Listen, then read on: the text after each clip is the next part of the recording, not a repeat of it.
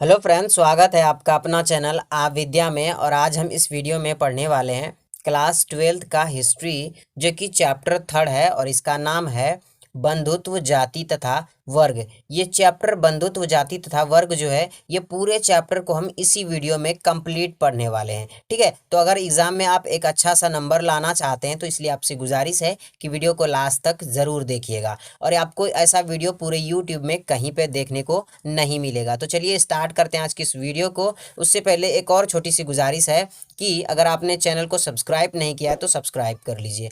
पहला टॉपिक हमारे सामने ये है कि आखिर हम इस चैप्टर में क्या पढ़ने क्या वाले हैं। तो देखिए, इस चैप्टर में हम पढ़ेंगे 600 ईसा पूर्व से लेकर 600 ईस्वी के अवधि के दौरान भारत में जितने भी आर्थिक और राजनीतिक जीवन में महत्वपूर्ण घटनाएं हुई, महत्वपूर्ण परिवर्तनें हुई, उन सब का अध्ययन हम इस वीडियो में यानी कि इस चैप्टर में करने वाले हैं। तो चलिए अध्ययन शुरू करते हैं। तो पहला टॉपिक हमारे सामने आता है कि महाभारत क्या है। तो महाभारत के बारे में हम थोड़ा सा जान लेते हैं। तो देखिए, महाभारत हिंदू धर्म का एक प्रमुख महाकाव्य है। तो सबसे पहला एग्जाम में ऑब्जेक्टिव क्वेश्चन पूछा जाता है कि महाभारत जो है वो हिंदू धर्म का क्या है, एक महाकाव्य ग्रंथ है जो कि स्मृति के इतिहास वर्ग में आता है। ये किस इतिहास वर्ग में आता है? तो स्मृति के इतिहास वर्ग में आता है। और कभी कभी महाभारत को सिर्फ भारत कहा जाता है। और यह महाकाव्य भारत का अनुपम यानी कि महाकाव्य महाभारत जो है, ये क्या होता है कि ये धार्मिक, पौराणिक, ऐतिहासिक और दार्शनिक ग्रंथ का योगदान निभाता है। यानी कि महाकाव्य महाभारत जो है ये धार्मिक भी है, क्योंकि धर्म के बारे में इसमें हमें जानकारी मिलती है, इसलिए ये धार्मिक ग्रंथ भी है। और ये पौराणिक यानी कि पुराना ग्रंथ तो है ही। जब ये पुराना ग्रंथ है तो इसमें इतिहास के बारे में भी हमें बहुत सारी जानकारी मिलती है, इसलिए ये ऐतिहासिक ग्रंथ भी हो गया। उसके बाद दार्शनिक ग्रंथ ये ऐसे हुआ क्योंकि जिस समय महाभारत की रचना हुई उस समय बहुत ही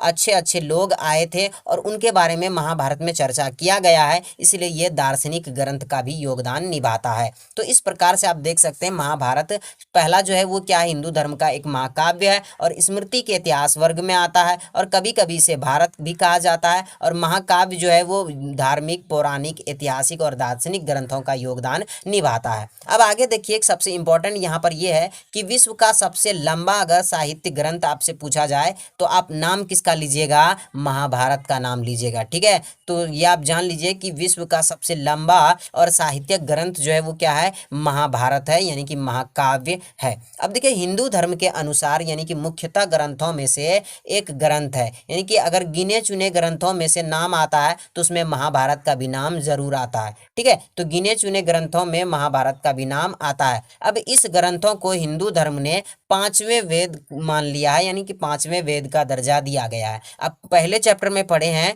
कि वेद जो थे वो 4 थे, ऋग्वेद, यजुर्वेद, सामवेद और अथर्ववेद। लेकिन अगर आपसे पूछे कि पांचवा वेद क्या है तो आप महाभारत का नाम बताएंगे, क्योंकि पांचवें वेद का दर्जा दिया गया है इसे हिंदू ग्रंथ के अनुसार।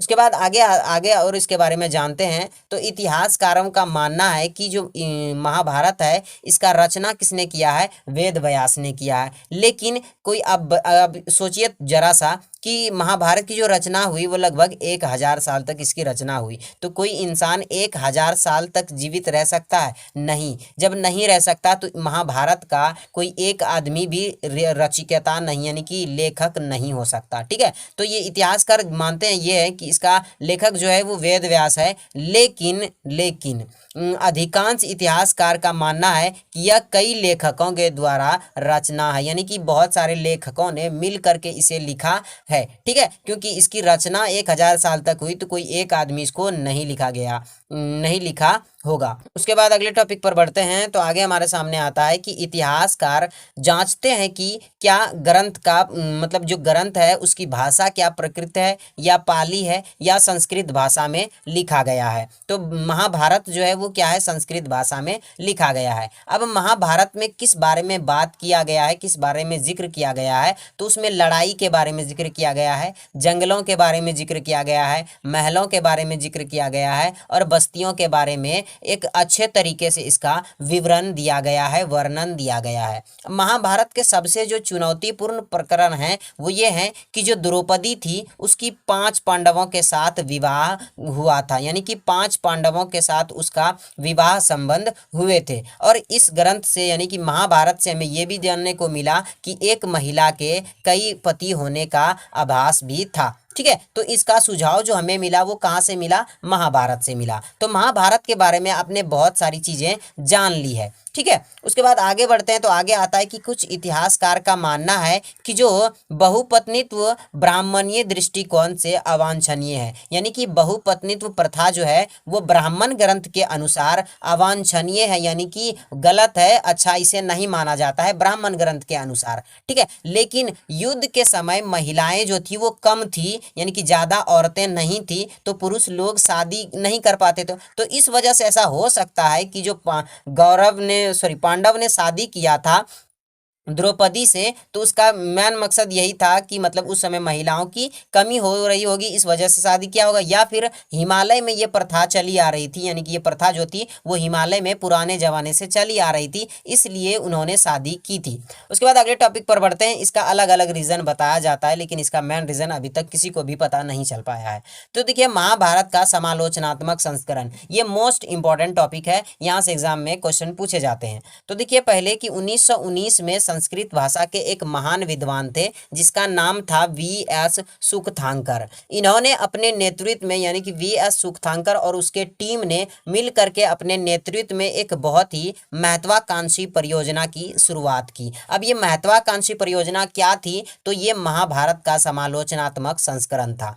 इस परियोजना का उद्देश्य था कि महाभारत नाम का जितना भी महाकाव्य है उन सब के विभिन्न विभिन्न जगहों पर जो पांडुलिपियां हैं उन सबको कहीं एक जगह पर इकट्ठा किया जाए और इकट्ठा करने के बाद उनको एक किताब का रूप दिया जाए। तो महाभारत का समालोचनात्मक संस्करण तैयार करने का जो उद्देश्य था वो यही था कि महाभारत का जितना भी पांडुलिपि है उसको किसी एक जगह पर एकत्र करने के बाद उसको किसी एक पुस्तक का मतलब क्या देना है? आकार देना है। और कहीं पर भी आपको कोई अलग अलग पांडुलिपि ढूंढने की जरूरत नहीं। जिस पांडुलिपि को पढ़ना है आप सिर्फ इस पुस्तक को पढ़ लीजिए, क्योंकि हर पांडुलिपियों का ब्यौरा इसी पुस्तक में आपको दिया हुआ है। तो महाभारत का जो समालोचनात्मक संस्करण था, इसका जो मेन उद्देश्य था, इसका क्या काम था, ये भी आप जान चुके हैं। अब देखिए कि बहुत सारे जो बड़े बड़े विद्वान थे और वी.एस. सुकथांकर थे, इनके टीम ने मिल करके महाभारत का समालोचनात्मक संस्करण यानी कि एडिशन तैयार करने की जिम्मेदारी उठाई। अब विद्वानों ने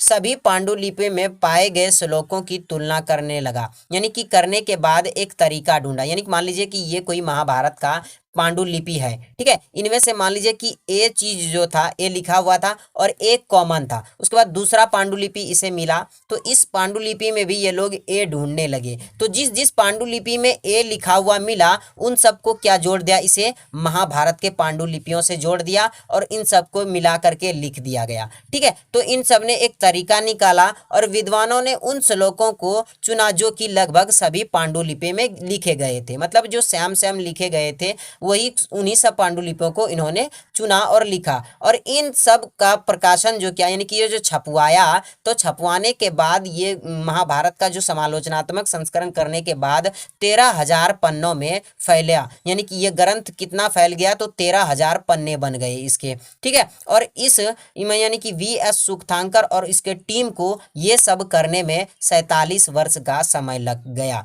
तो महाभारत का समालोचनात्मक संस्करण जो था इसके बारे में आप पूरी चीजें जान चुके हैं। यहाँ से एग्जाम में क्वेश्चन पूछा जाता है, अगर आपको एक बार में समझ नहीं आया तो थोड़ा सा रिवाइंड करके पीछे करके देख सकते हैं। उसके बाद अगले टॉपिक पर आते हैं, तो अगला आता है बंधुत्व एवं विवाह। अब देखिए कि ये बंधुत्व और विवाह क्या होता है, उससे पहले आप जान लेते हैं कि परिवार क्या होता है। तो परिवार क्या होता है कि अगर कोई आदमी है, यानी कि मतलब कोई परिवार उसको कहते हैं जहाँ पर कि सभी माता पिता भाई बहन चचेरे मौसेरे सब अगर कहें तो मिला करके जहाँ पर रहता है, मिल बांट कर खाना खाता है, जो भी संसाधन होता है उसका उपयोग मिल बांट कर करता है, पूजा पाठ मिल बांट कर करता है, एक साथ रहता है। ठीक है, तो उसी को हम क्या कहते हैं? एक परिवार कहते हैं। अब यहाँ पर देख लीजिए लिखा हुआ है कि एक ही परिवार के लोग भोजन मिल बांट कर करते हैं। ठीक है, परिवार के लोग संसाधनों का प्रयोग मिल बांट कर करते हैं। जैसे कि मान लीजिए कि ये कोई साबुन है और जितने भी घर के लोग हैं वो सब लोग उस साबुन का प्रयोग कर रहे हैं, यानी कि इस्तेमाल कर रहे हैं। तो इन संसाधनों का इस्तेमाल हर कोई कर रहा है। तो इसी तरह से कोई भी संसाधन हो तो उसका मिल बांट कर इस्तेमाल करता हो, और परिवार के लोग एक साथ रहते हों, और परिवार के लोग मिलजुल कर पूजा पाठ करते हों, तो उसको हम क्या कहेंगे, एक परिवार कहेंगे। और कुछ कुछ जगहों पर ऐसे समाजों में देखा गया है कि जो चचेरे मौसेरे होते हैं उसके भाई बहन को भी क्या माना जाता है, खून का रिश्ता माना जाता है। ठीक है, तो कुछ कुछ जगहों पर कुछ कुछ समाजों में ऐसा होता है कि चचेरे मौसेरे भाई बहन को भी खून का रिश्ता माना जाता है। अब यहाँ पर आता है कि पितृवंशिक व्यवस्था के आदर्श। अब ये पहला टॉपिक यानी कि हमारे सामने एक नया वर्ड आ गया कि पितृवंशिक व्यवस्था क्या है। तो देखिए पितृवंशिकता जो है,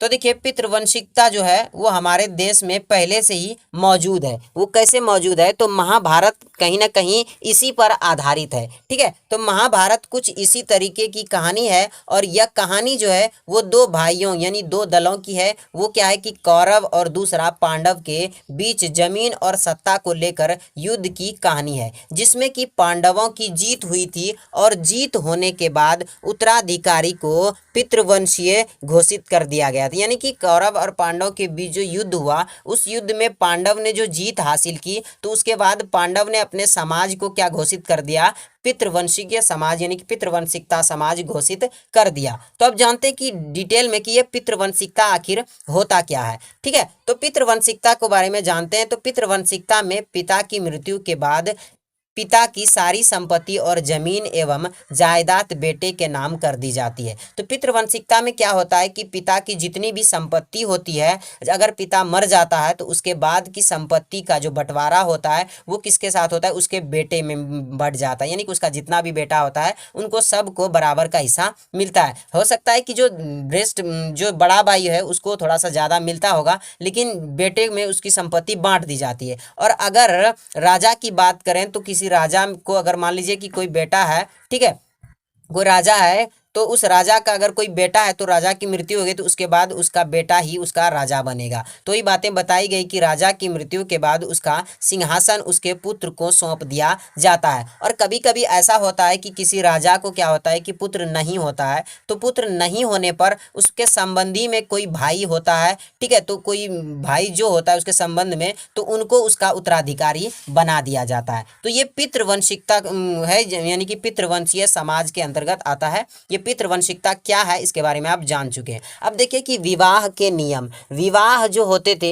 वो दो प्रकार के होते थे। एक होता था अंतर्विवाह पद्धति और दूसरा होता था बहिर्विवाह पद्धति। अंतर्विवाह पद्धति क्या है, तो इसमें क्या होता है कि अंतर्विवाह पद्धति का अर्थ होता है गोत्र के अंदर कुल जाति में विवाह करना। यानी कि आपका भी कोई गोत्र होगा, मान लीजिए कि आपका गोत्र एक्स है, ठीक है, तो आप एक्स गोत्र में ही अगर शादी कर रहे हैं, मतलब आपका गोत्र एक्स है और आप एक्स गोत्र में ही शादी किए, तो आपका क्या हो गया, ये अंतर विवाह पद्धति हो गया। बहिर्विवाह पद्धति क्या है, तो आपका गोत्र एक्स है और आपने वाई गोत्र में जाकर शादी कर ली, तो आपका क्या हो गया, यानी कि बहिर्विवाह पद्धति हो गया। तो बहिर्विवाह पद्धति का अर्थ है गोत्र के बाहर के जाति में विवाह करना। ठीक है, तो अंतर विवाह पद्धति और बहिर्विवाह पद्धति के बारे में आप जान चुके। उसके बाद आगे आता है कि पितृवंशीय समाज में पुत्र का महत्व होता था, क्योंकि पिता के बाद की जो संपत्ति मिलती थी वो पुत्र को ही मिलती थी, और पुत्र को अलग अलग यानी कि जो पुत्री होती थी, पुत्री को अलग अलग यानी कि अलग प्रकार से थोड़ी सी घृणा नज़र से बोल सकते हैं कि देखा जाता था। पुत्री का विवाह गोत्र से बाहर किया जाता था। यानी कि मान लीजिए जैसे कि आपको बताया कि आपका गोत्र, कोई लड़की है उसका गोत्र एक्स है, तो उसकी जो शादी की जाएगी वो वाई गोत्र में की जाएगी, यानी कि एक्स गोत्र से बाहर उसकी शादी की जाएगी। तो पुत्री का विवाह गोत्र से बाहर किया जाता था, और कन्यादान पिता का अहम कर्तव्य होता था। तो वो आज भी है कि कोई भी पिता क्या चाहता है कि अपनी बेटी का कन्यादान करे और वो अपना कर्तव्य से मुक्त हो जाए। तो ये कन्यादान जो था वो पिता का एक अहम कर्तव्य माना जाता था। और नए नगरों का उद्भव हुआ, यानी कि नए नए जब नगर बने तो उसमें सामाजिक नियम भी बदले, यानी कि जो नियम थे वो भी बदल गए। और क्रय विक्रय यानी कि खरीद फरोख्त के लिए लोग नगरों में आने लगे। जब शहर बने तो शहरों में लोग क्या करने लगे, दूर दूर से खरीदने और बेचने के लिए लोग आने लगे। उसमें जब अच्छे अच्छे लोग आते हैं तो उसमें विचारों का भी आदान प्रदान होता है, यानी कि कोई अच्छा आदमी बाजार में आया तो उस अच्छे आदमी ने कोई अच्छा बात बताई उस बाजार में, तो वो अच्छी बात पूरे बाजार में फैल गई। तो यही इसी को कहा जाता है आदान प्रदान, यानी कि विचारों का आदान प्रदान होना। और इसलिए प्रारंभिक विश्वासों व व्यवहारों पर प्रश्न चिन्ह उठने लगा। अब जो प्रारंभिक विश्वास थे और व्यवहार थे उन पर प्रश्न चिन्ह उठने लगा। जैसे कि मान लीजिए एक पुरानिक पुरानिक व्यवस्था है, जैसे कि आप कहीं जा रहे हैं और सामने से कोई बिल्ली चली गई तो आप क्या कहते हैं कि अब आगे जाना मतलब अपशगुन होता है। ठीक है, तो ये एक पौराणिक परंपरा है जो कि इसे कहा जाता है रूढ़िवादी परंपरा। तो इसी तरह के जितने भी पौराणिक परंपरा थे उस पर प्रश्न चिन्ह लगने लगे कि ऐसा कहने लगा कि आखिर ये क्यों होता है, ये किसने कहा था कि कोई बिल्ली अगर चली जाए तो उसका शगुन खराब हो जाता है, ये हो जाता है, वो हो जाता है। तो इस तरह के प्रश्न उठने लगे। तो इसलिए इन सब को चुनौती देने के लिए ब्राह्मणों ने एक आचार संहिता तैयार की। क्या तैयार किया? आचार संहिता तैयार की। किसने किया था? तो ब्राह्मणों ने किया था। और इसका पालन सभी को करना था, यानी कि सभी वर्गों को इस आचार संहिता का पालन करना था। उसके बाद आगे आता है कि 500 ईसा पूर्व से इन मापदंडों का संकलन धर्मसूत्र और धर्मशास्त्र में हुआ। यानी कि ये जितने भी उन्होंने ब्राह्मणों ने जो आचार संहिता बनाई थी इसके बारे में जो लिखा गया वो धर्मसूत्र और धर्मशास्त्र में कब लिखा गया? तो 500 ईसा पूर्व से लिखा गया। और इसमें सबसे अहम जो भूमिका निभाता है वो कौन था? वो था मनुस्मृति। ठीक है, मनुस्मृति में बहुत सारी ऐसी मतलब बातें लिखी हुई है जो कि बहुत बहुत गलत है। जैसे कि देखिए, धर्मसूत्र में 8 प्रकार के विवाह का उल्लेख किया गया है, जिसमें कि प्रथम 4 जो हैं, जो शुरुआत के 4 हैं वो अच्छे माने जाते हैं और जो बाकी के 4 हैं वो निंदित माने जाते हैं, यानी कि बेकार माने जाते हैं, अच्छे नहीं माने जाते। तो विवाह के आगे आपको बताए थे कि विवाह 2 प्रकार का होता है, एक अंतर्विवाह और बहिर्विवाह। और दूसरा ये आपको यहाँ पर बताए कि विवाह के कितने नियम थे धर्मसूत्र में? तो 8 नियम थे, जो कि प्रथम 4 ही माने जाते थे और बाकी के 4 जो थे वो नहीं माने जाते थे। अब देखिए आगे आता है कि स्त्री का गोत्र, जो लड़की होती है उसका गोत्र क्या होता है? तो देखिए, गोत्र पद्धति जो है वो 1000 ईसा पूर्व प्रचलन में आया। ठीक है, यानी कि गोत्र शब्द का जो प्रयोग किया जाने लगा वो कब से किया जाने लगा? तो 1000 ईसा पूर्व से प्रचलन में आया। और इसका मुख्य उद्देश्य ये था कि गोत्र के आधार पर ब्राह्मणों का वर्गीकरण करना, यानी कि ये ब्राह्मणों के द्वारा ही बनाया गया था। और ये ब्राह्मण क्या चाहते थे कि ब्राह्मणों का इसमें वर्गीकरण हो सके। और प्रत्येक गोत्र का एक वैदिक ऋषि होता है। मान लीजिए आपका भी कोई गोत्र होगा, ठीक है, अगर आप अपने पंडित जी से पूछेंगे तो आपका भी गोत्र बताया जाएगा। और आपका भी कोई गोत्र होगा, कश्यप ऋषि, क्या क्या ऋषि है मुझे नहीं पता उतना।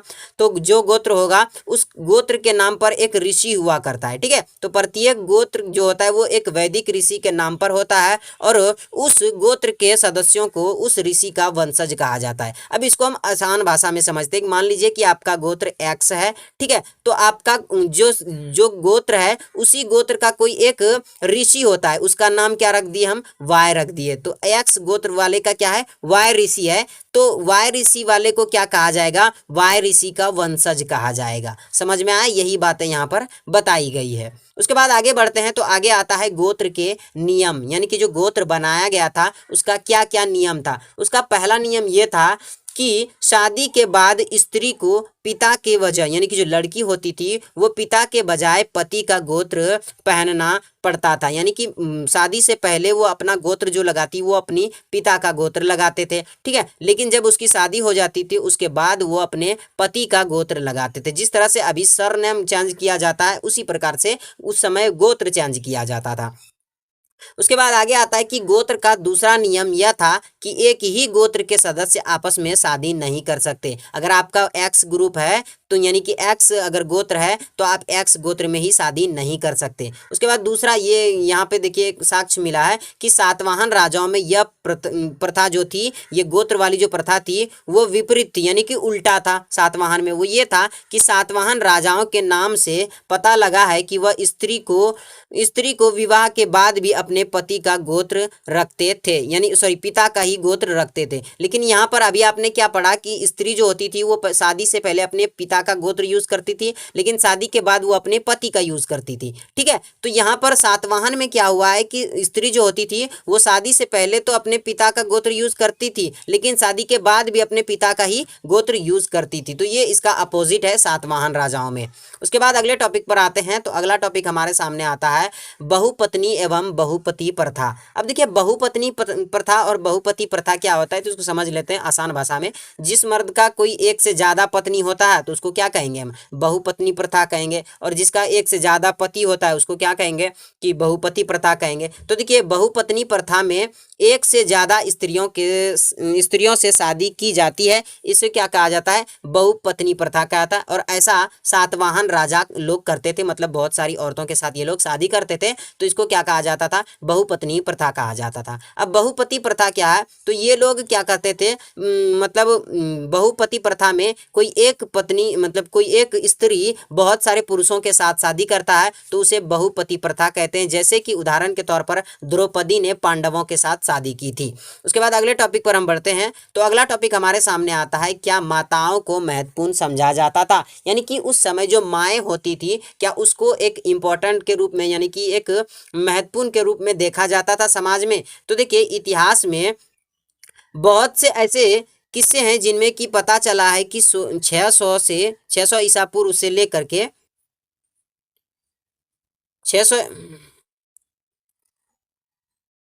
तो उसके यहाँ पे देखिए दिखा है कि इतिहास में बहुत से ऐसे किस्से हैं जिसमें पता चला है कि 600 ईसा पूर्व से 600 ईस्वी की शुरुआत समाज में माताओं को भी महत्वपूर्ण समझा जाता था, यानी कि उस समय माताओं को भी महत्वपूर्ण समझा जाता था, लेकिन उसके बाद से माताओं को भले ही महत्वपूर्ण नहीं समझा जाने लगा। और ऐसा ही एक किस्सा है सातवाहन राजाओं का। सातवाहन राजा जो थे वो अपने नाम से पहले अपने माता का नाम लगाते थे। ठीक है, तो यहाँ से ये जाहिर होता है कि कोई भी राजा अपने नाम से पहले अपने माता का नाम लगाता है तो उसके लिए उसकी माताएं जो थी वो महत्वपूर्ण थी, वो इम्पोर्टेंट थी, जिससे यह पता चलता है कि माताओं को भी महत्वपूर्ण समझा जाता था। तो ये हमें साक्ष्य जो मिला है वो कहाँ से मिला है, ये सातवाहन राजा से मिला है। उसके बाद अगले टॉपिक पर बढ़ते हैं। तो अगला टॉपिक आता है सामाजिक विषमताएं। समाज में क्या विषमताएं थी, और ये मोस्ट इंपॉर्टेंट टॉपिक है इस चैप्टर का, क्योंकि एग्जाम में इस टॉपिक से क्वेश्चन जरूर पूछा जाता है। ठीक है, तो इसे आप ध्यान से देखिएगा। यह वर्ण व्यवस्था, ब्राह्मणों के द्वारा वर्ण व्यवस्था बनाई गई थी,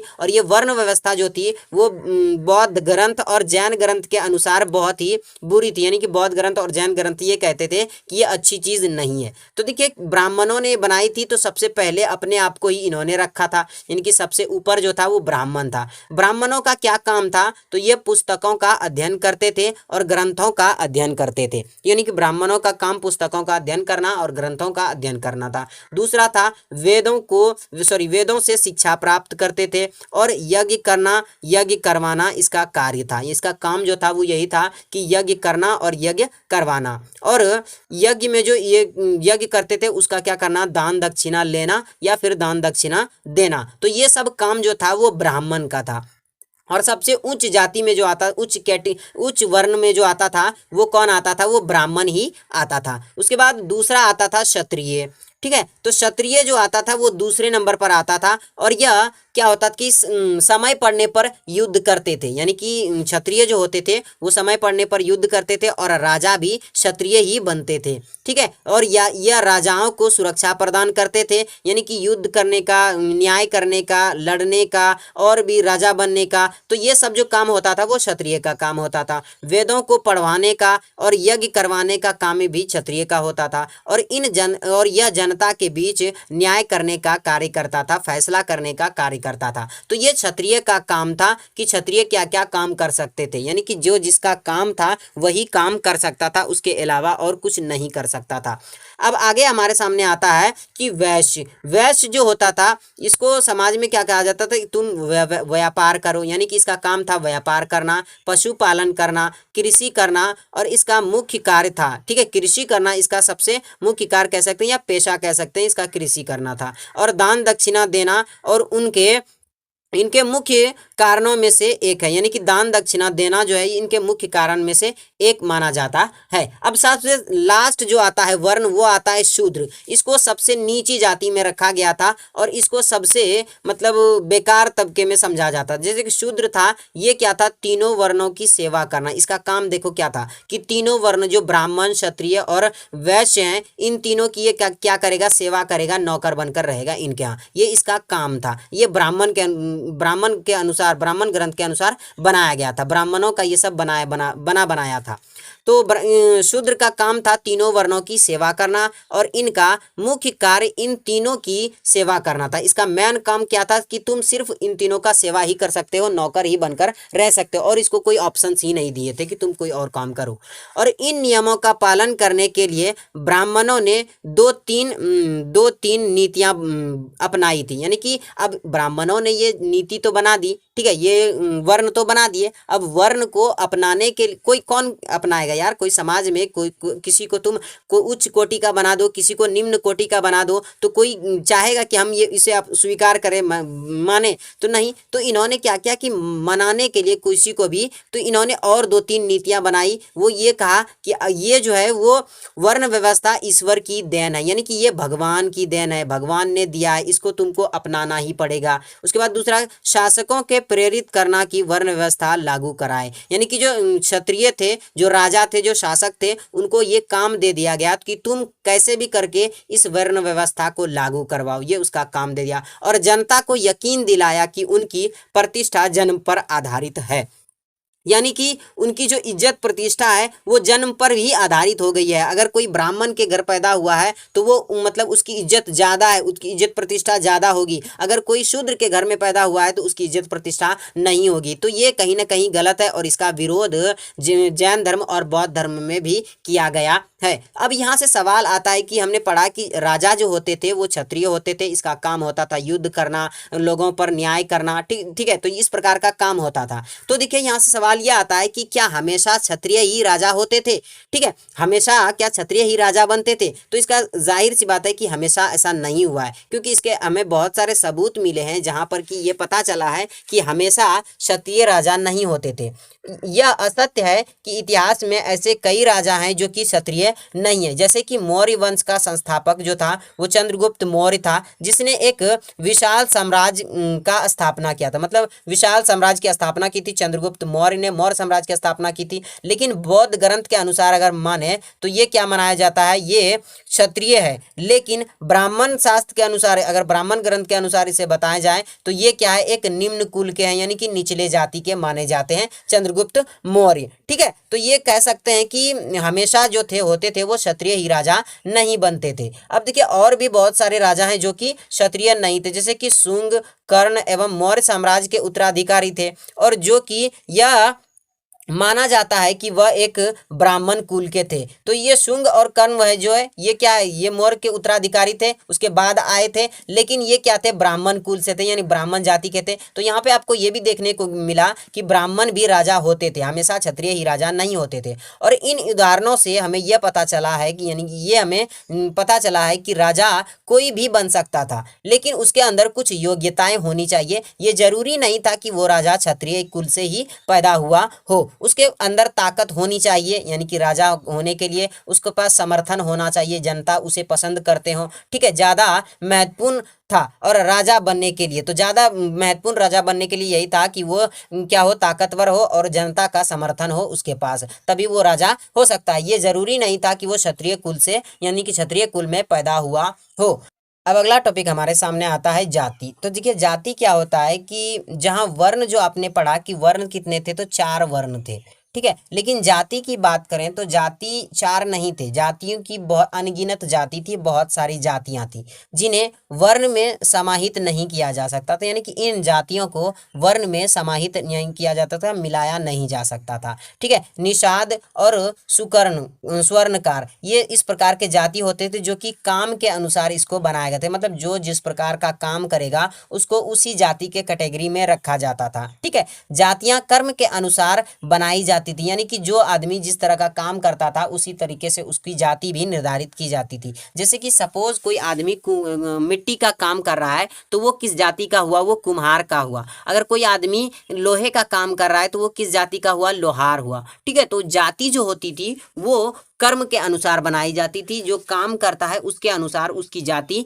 निर्धारित की जाती थी। और कुछ लोग दूसरे जीविकाओं को भी अपनाते थे। इसका मतलब ये हुआ कि मान लीजिए कोई कुम्हार से है, ठीक है, मतलब उसका जो घर वाला है वो मिट्टी का काम करता है, लेकिन उसका जो बेटा हुआ वो क्या हुआ, वो चाहता है कि नहीं मैं वेद पढ़ूं। ठीक है। तो वो वेद पढ़ सकता है। तो ये क्या कहने का मतलब यह है कि कुछ लोग ऐसे होते थे जो कि अपनी जीविका को छोड़ करके कोई और काम करते थे। उसके बाद आगे आता है कि चार वर्णों के परे अधीनता और संघर्ष, यानी कि जो चार वर्ण ब्राह्मणों के अनुसार बनाए गए थे उनमें कुछ अधीनता हुई और संघर्ष भी हुआ, लड़ाई झगड़ा भी हुआ। तो ब्राह्मणों के द्वारा बनाई गई वर्ण व्यवस्था से कुछ लोगों को बाहर रखा गया था। ठीक है। कुछ ऐसे ऐसे भी लोग थे जिनको कि बाहर रखा गया था और उन्हें कुछ वर्गों को अस्पृश्य घोषित कर दिया गया था। अस्पृश्य का मतलब जिसको छूना भी पाप समझा जाता था। ब्राह्मण अनुष्ठान को पवित्र काम करते थे, यानी कि जो ब्राह्मण होते थे उनका अनुष्ठान करने का जो था वो एक पवित्र काम था। ब्राह्मण अस्पृश्य से भोजन स्वीकार नहीं करते थे, यानी कि ब्राह्मण जो होते थे वो अस्पृश्य जाति के जितने भी लोग होते थे उनसे भोजन स्वीकार नहीं करते थे, यानी कि उसका दान नहीं लेते थे, दान दक्षिणा जो होता था वो नहीं लेते थे।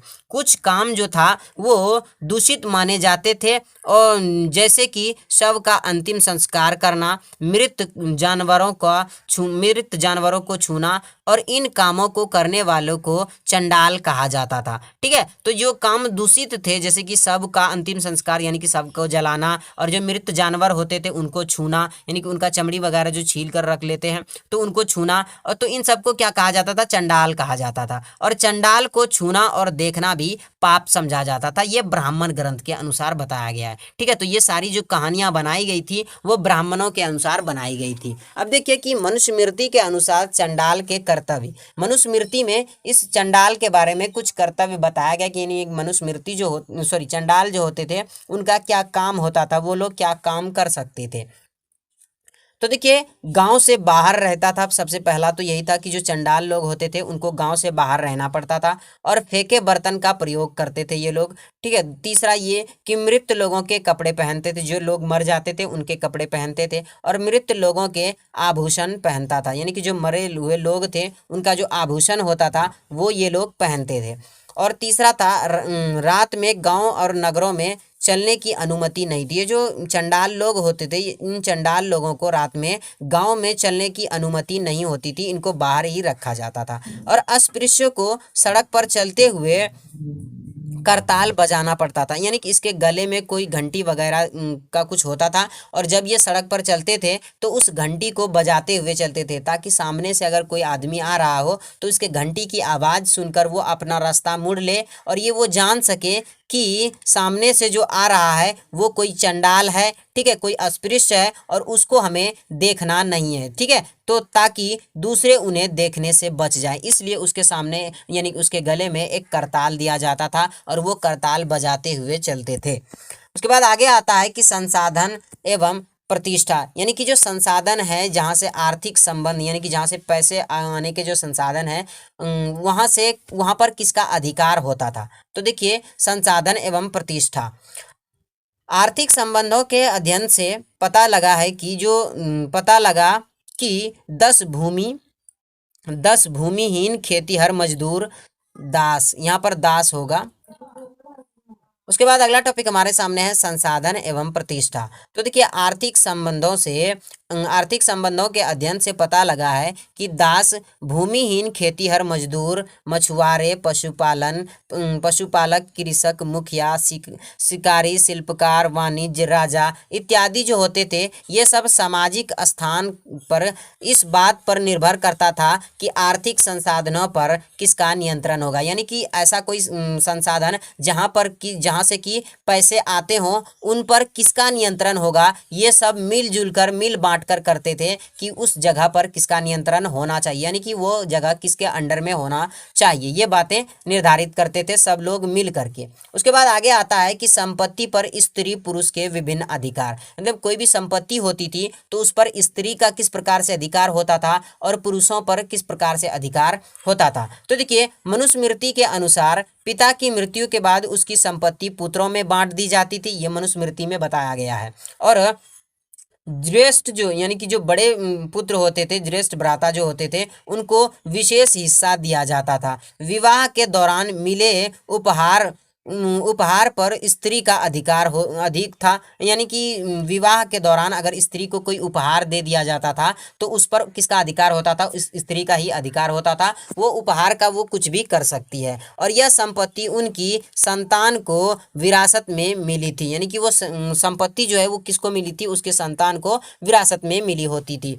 उसके बाद पिता का उस पर अधिकार नहीं होता था, यानी कि पिता का अब उस पर कोई अधिकार नहीं हुआ, क्योंकि उन्होंने उसको दान दे दिया। और देखिए आगे है कि स्त्री पिता की आज्ञा के बिना गुप्त धन संचय नहीं कर सकता था। यानी कि स्त्री जो होती थी, औरतें जो होती थी, वो पिता के या अपने पति के आज्ञा के बिना कोई भी धन इकट्ठा नहीं कर सकती थी, गुप्त धन इकट्ठा नहीं कर सकती थी। उसके बाद आगे आता है कि उच्च वर्ग की औरतें जो होती थी वो संसाधन पर अधिकतर मतलब अधिकार रखती थी। यानी कि जो बड़े जाति के लोग होते थे, बड़ी जाति की जो औरतें होती थी, उनका संसाधनों पर, पैसों पर, रुपयों पर, जेवरों पर क्या होता था कि उनका अधिकार होता था। यह मनुस्मृति के अनुसार बताया गया है। उसके बाद अगले टॉपिक पर आते हैं। तो अगला टॉपिक हमारे सामने आता है वर्ण एवं संपत्ति के अधिकार। अब देखिए कि यहाँ पर वर्ण के बारे में भी थोड़ा सा बताया गया और संपत्ति के बारे में भी बताया गया है। तो देखिए कि जो शूद्र होते थे उनका केवल एक ही काम था कि तीनों जीविकाओं की सेवा करना, ठीक है। लेकिन उच्च वर्गों में पुरुषों के लिए अधिक संभावना थी। यानी कि जो उच्च वर्ग जैसे कि ब्राह्मण हो गया, क्षत्रिय हो गया, तो उन लोगों में जो पुरुष होते थे उनके लिए कुछ अधिक अवसर थे। यानी कि वो कुछ और काम भी कर सकते थे, जैसे कि व्यापार कर सकते थे, राजा बन सकते थे, युद्ध कर सकते थे। तो बहुत सारे काम उनके लिए था, यज्ञ पढ़ सकते थे। तो ये सारे काम थे। ब्राह्मण और क्षत्रिय धनी व्यक्ति होते थे, क्योंकि ये दोनों जो थे वो उच्च कैटेगरी में आते थे। बौद्ध धर्म ने ब्राह्मणीय वर्ण व्यवस्था की आलोचना की। यानी कि जो ब्राह्मणों ने ये वर्ण व्यवस्था बनाई थी इसका आलोचना किया है। इसको कहा है कि ये ब्राह्मण ग्रंथ के अनुसार ये गलत है, ये चीज़ नहीं होनी चाहिए, क्योंकि समाज में किसी को उच्च दर्जा देना और किसी को निम्न दर्जा देना ये गलत बात है। और बौद्ध ने जन्म के आधार पर सामाजिक प्रतिष्ठा को स्वीकार नहीं किया। यानी कि ये नहीं कहा कि जन्म से अगर कोई मान लीजिए ब्राह्मण है, ठीक है, कोई वेद पढ़ता है, मान लीजिए कोई वेद पढ़ता है और उसका पुत्र हुआ तो वो भी वेद पढ़ेगा, नहीं, ये गलत है, ठीक है। ये ब्राह्मण ग्रंथ ये बौद्ध ग्रंथ के अनुसार बताया कि ये गलत है। हो सकता है कि कोई शिल्पकार का बेटा भी वेद पढ़ना सीख जाए, ठीक है। हो सकता है कि कोई वैश्य का भी बेटा क्या करे, युद्ध करना सीख जाए, वो राजा बन सकता है। तो ये गलत है कि जन्म पर आप ये निर्धारित नहीं कर सकते हैं कि वो क्या बनेगा, ठीक है। तो ये बौद्ध धर्म ने इसका विरोध किया था, खुल करके इसका विरोध किया। उसके बाद अगले टॉपिक पर हम आते हैं। तो अगला टॉपिक हमारे सामने आता है साहित्यिक स्रोत का इस्तेमाल। जो साहित्यिक स्रोत मिले हैं उसका किस प्रकार से इस्तेमाल। इतिहासकारों को कोई भी साक्ष्य मिलता है तो उसका कैसे वो लोग मतलब उसका कैसे वो लोग इतिहासकारों को अगर कोई भी साक्ष्य मिलता है तो उसका कैसे वो लोग विश्लेषण करते हैं। तो देखिए, जानते हैं कि किसी भी ग्रंथ का विश्लेषण करते समय इतिहासकार कई पहलुओं का ध्यान रखते हैं, ख्याल रखते हैं। जैसे कि भाषा, मान लीजिए कि कोई अभिलेख मिला है तो उसकी भाषा क्या है, साधारण सी भाषा है या फिर कोई विशेष भाषा है। तो अगर साधारण सी भाषा होगी तो ये बात समझ जाते थे इतिहासकार कि साधारण सी भाषा है तो ये कोई छोटा मोटा अभिलेख है, मतलब इसमें कुछ ज़्यादा जानकारी हमको नहीं मिलेगी। उसके बाद दूसरा था ग्रंथ का प्रकार, यानी कि ये ग्रंथ जो है वो किस प्रकार का है, ये मंत्र ग्रंथ है या कथा ग्रंथ है। उसके बाद तीसरा है लेखक के विषय में, यानी कि जिसने भी ये ग्रंथ लिखा है या ये अभिलेख लिखा है तो उस लेखक का क्या दृष्टिकोण है, वो किस प्रकार से सोचता है, इसके बारे में भी जानकारी मिलती थी। और श्रोताओं का निरीक्षण, यानी कि जो स्रोत मिले हैं उसका निरीक्षण करते थे, जांच करते थे। ग्रंथ का रचना काल, ये ग्रंथ किस काल में रचना किया गया है। उसके बाद आगे है ग्रंथ की विषय वस्तु, यानी कि जो ग्रंथ है इसकी विषय वस्तु क्या है। तो ये सारी चीजों का ध्यान रखते थे इतिहासकार किसी भी साहित्यिक स्रोत का इस्तेमाल करते समय। अब आगे आता है कि महाभारत एक गतिशील ग्रंथ है। महाभारत जो है वो क्या है, एक गतिशील ग्रंथ है। ये क्वेश्चन एग्जाम में पूछा जाता है, इसलिए मैंने शुरुआत में आपको बताना भूल गया, इसलिए लास्ट में इसको आपको बता रहा हूं।